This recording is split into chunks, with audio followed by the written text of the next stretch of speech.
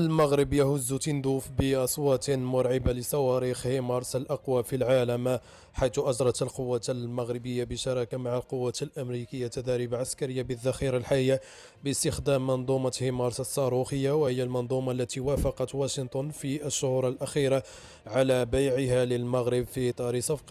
صفقة تسلح بلغت قيمتها 250 مليون دولار أمريكي. وحسب ما أوردته مصادر متخصصة، فإن القوات الأمريكية ونظيرتها المغربية أجرت تداريب عسكرية بمنظومات هيمارس في إطار تمارين الأسد الإفريقي الجارية حاليا في المملكة المغربية، حيث تم استعمالها بالذخيرة الحية في منطقة للتداريب